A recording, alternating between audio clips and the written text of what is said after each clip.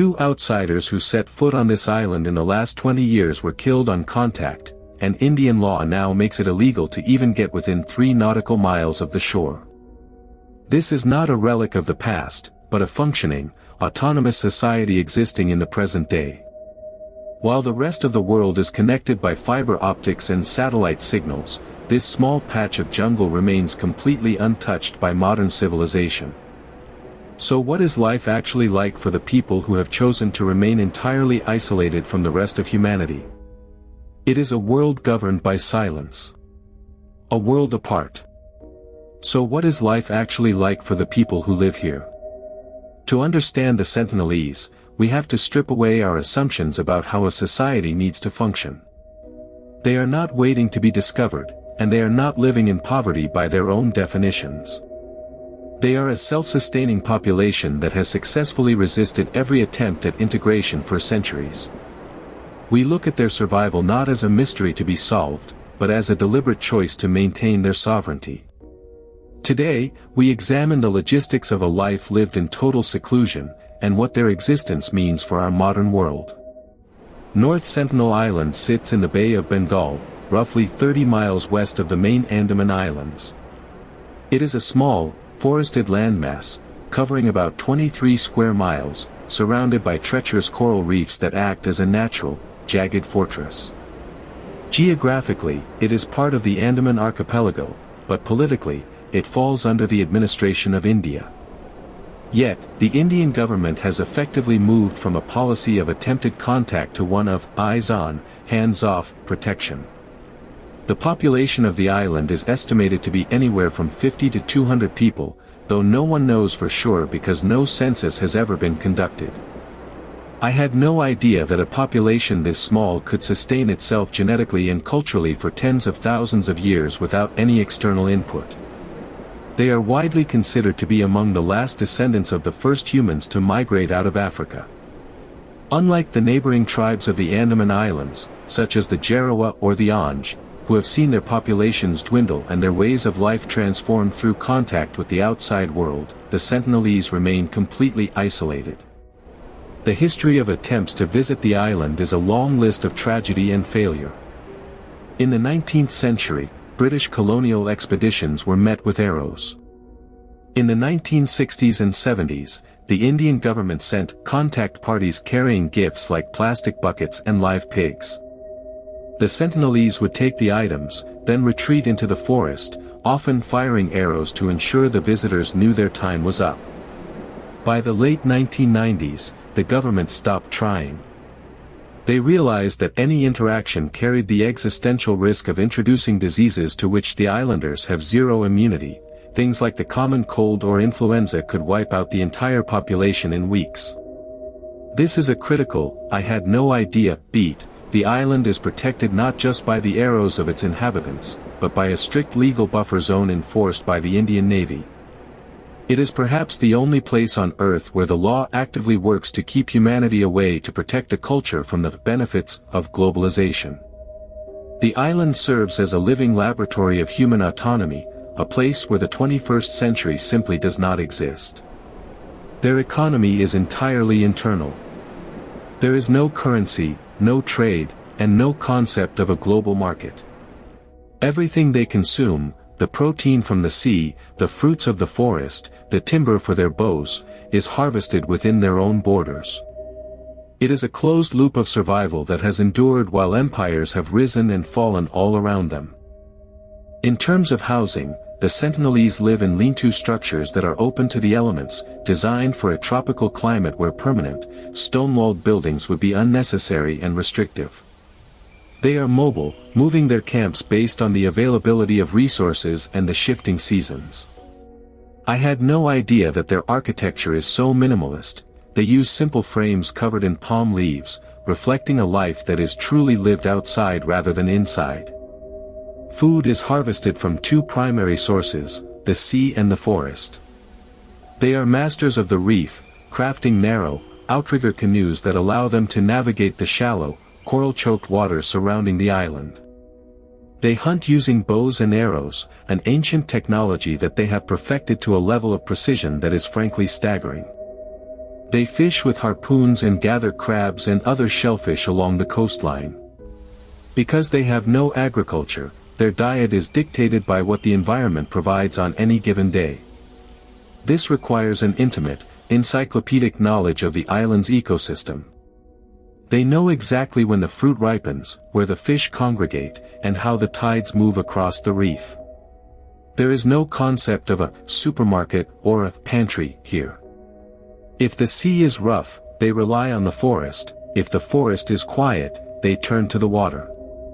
This daily routine is defined by survival, yet it is not a desperate scramble.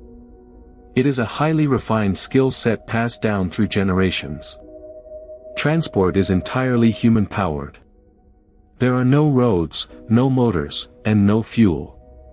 Everything they move, they carry on their backs or transport in their hand-carved canoes.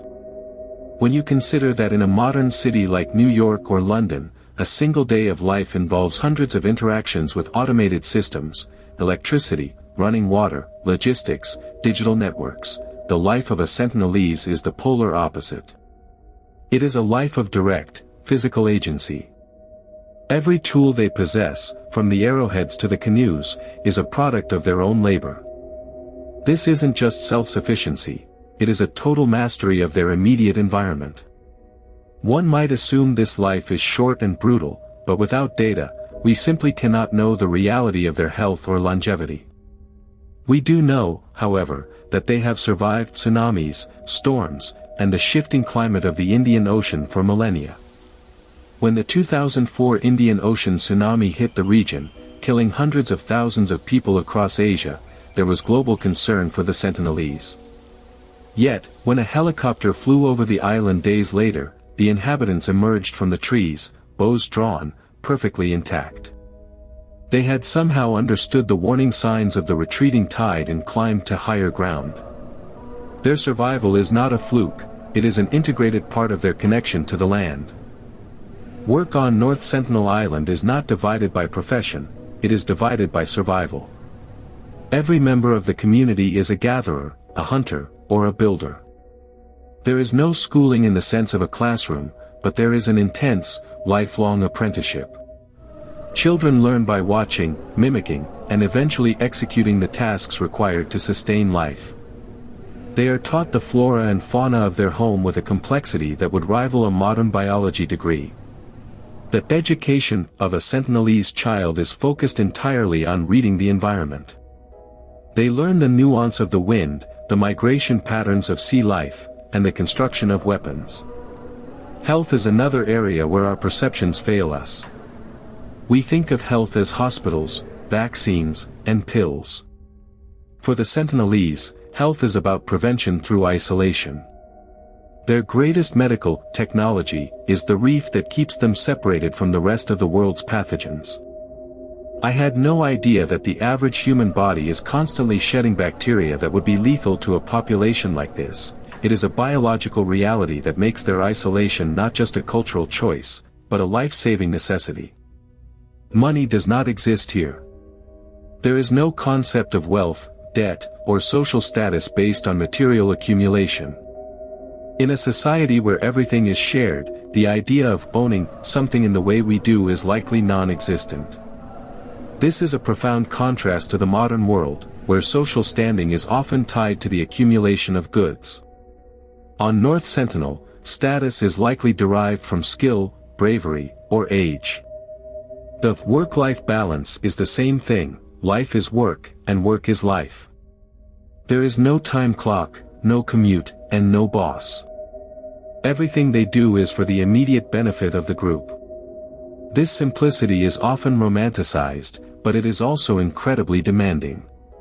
One wrong step, one failed hunt, or one bad season can have direct consequences.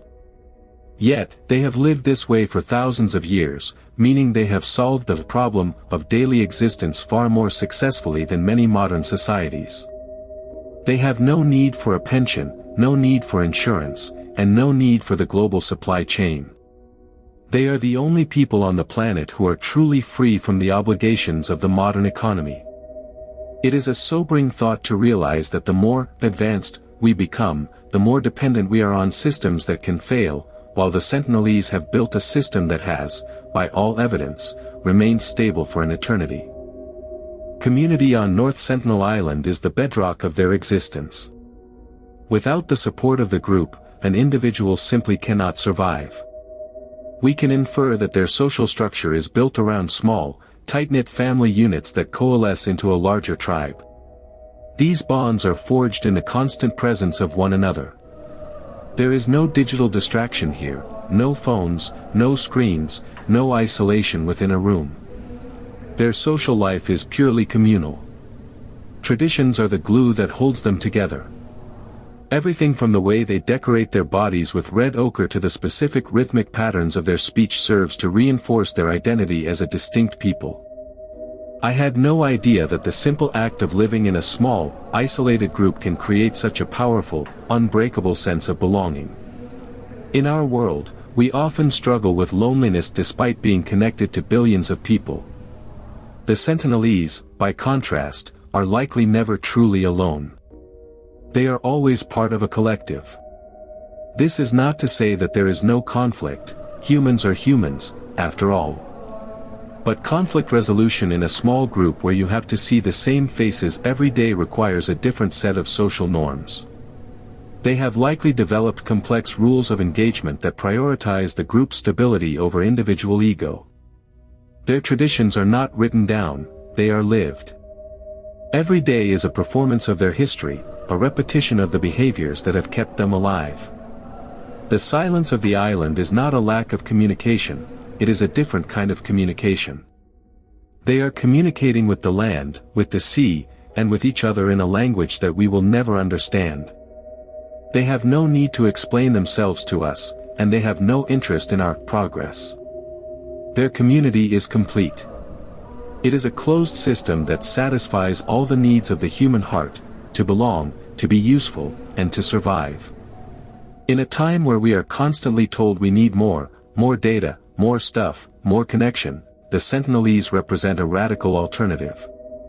They show us that it is possible to be fully human without being part of the global experiment.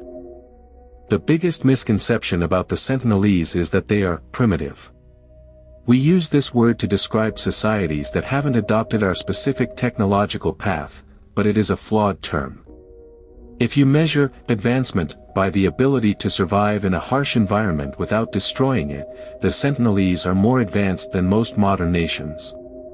They have managed to maintain a population for millennia without causing ecological collapse or social alienation. We look at them and see a missing link or a window into the past, but that is patronizing. They are living in the present. They are as modern as we are, in the sense that they exist in the same time, breathing the same air, under the same sun. They are not waiting to be saved by modern medicine or technology. They have, in fact, actively rejected it. We often view their violence toward outsiders as a sign of savagery, but from their perspective, it is a rational defense. Every time an outsider has approached, it has brought danger. Whether it was the colonialists looking for resources or the well-meaning anthropologists looking for data, the risk to the islanders has always outweighed the reward. Their hostility is not an act of hate, it is an act of self-preservation. This is another "I had no idea" moment. Their uncontacted status is actually a highly successful strategy. They have managed to stay entirely off the grid in a world that is obsessed with mapping every square inch of the planet. While we are all tracked by satellites, credit cards, and social media, they remain the only people on Earth who are truly invisible. This isn't just a physical distance, it's a total absence from our collective consciousness. They exist outside of our history books, outside of our politics, and outside of our global economy. The unique challenge of the Sentinelese is not their lifestyle, but our inability to leave them alone. We are constantly tempted to study them, to help them, or to document them. But the most respectful thing we can do, the only thing that truly protects them, is to stay away. They are a mirror held up to us. When we look at them, we see a version of humanity that didn't take the turn toward the Industrial Revolution, and it makes us question the value of that turn. Are we happier? Are we healthier? Are we more secure? The Sentinelese don't have the answers for us, because their path was never intended for us. They are a reminder that there are other ways to exist, and that progress is not a universal truth. It is just one choice among many. As we conclude, it is worth remembering that North Sentinel Island is not a place to be visited. It is a place to be respected. The Sentinelese have made the ultimate commitment to their autonomy, and in doing so, they have become the guardians of a secret that has vanished everywhere else on this planet, the ability to exist entirely for one's own people. We are often told that the world is shrinking, that we are all becoming more connected, and that there is nowhere left to hide. The Sentinelese prove that this is not entirely true. There is still a space, however small, where the modern world cannot reach. There is still a group of people who have said no to the rest of humanity, and who have successfully held that line. When we look at the images of their island, we shouldn't see a curiosity or a specimen. We should see a human society that is successfully navigating its own future, on its own terms. They are not a relic of the past, they are a functioning, living, and breathing reality of the present. Their existence is a quiet, powerful testament to the resilience of the human spirit. While we scramble to connect our lives to the grid, they have found peace in the disconnection. As long as they remain on their island, they remind us that the human story is far more diverse and far more mysterious than our maps suggest. The world is vast, and there are still places that belong only to those who live there. Let them be. The last uncontacted tribe remains exactly where they choose to be.